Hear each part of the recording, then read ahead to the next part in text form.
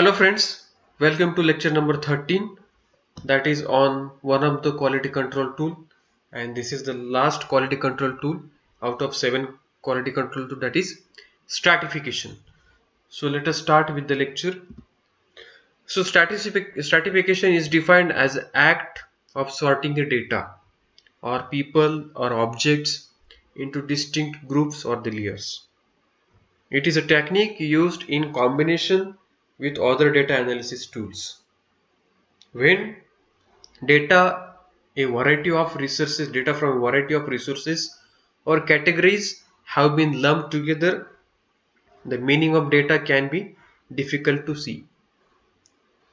So this data collection analysis technique separates the data so that the patterns can be seen and is considered one of the 7 basic quality control tools. Stratification is basically used for sorting out different data.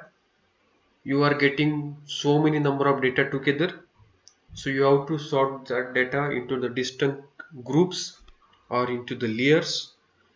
Okay, so it is a combination technique which is used for data analysis and different tools.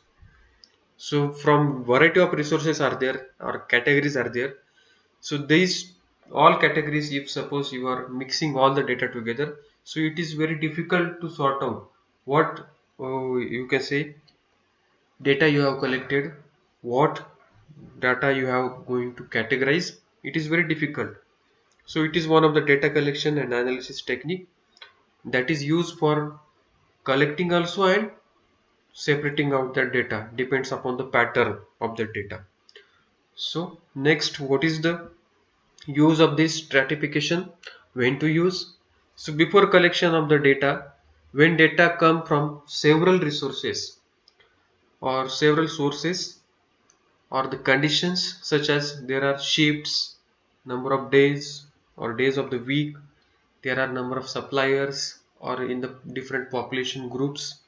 So if the data is coming from that all reasons, then you can use this stratification.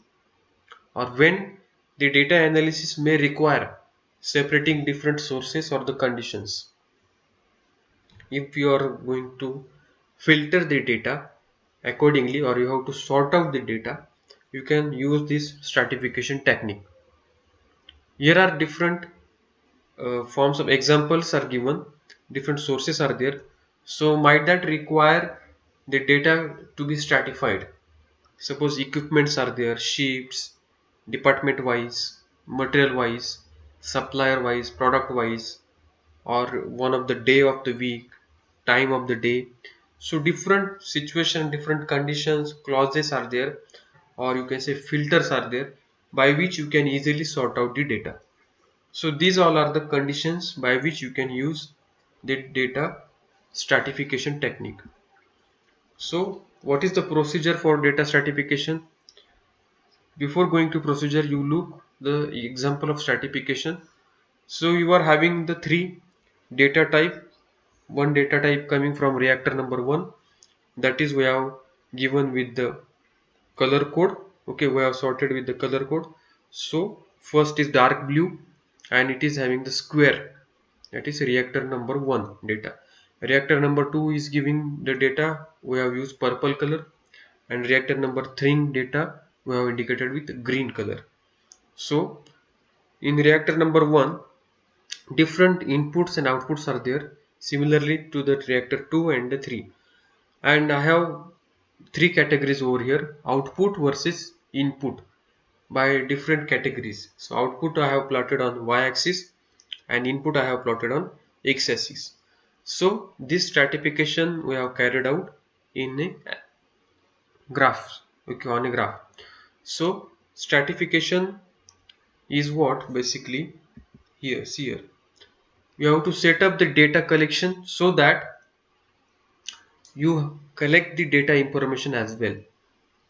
Or when plotting or graphing the collected data, you can use different marks or the colors to distinguish the data from various sources, or the data that are to be distinguished in this way, that will say to be stratified.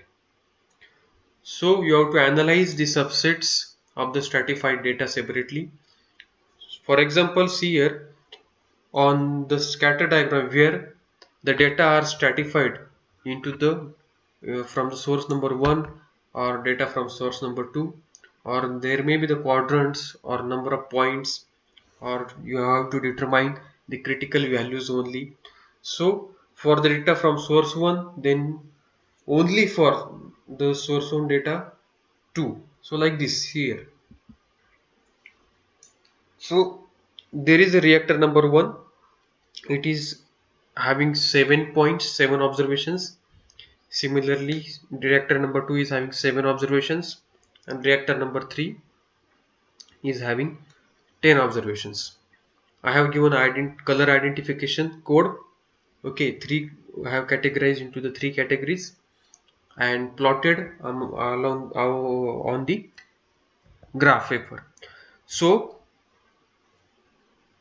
I have plotted from 98 to 100 because my observations are ranging only in that region. There is no observation which is falling below 98.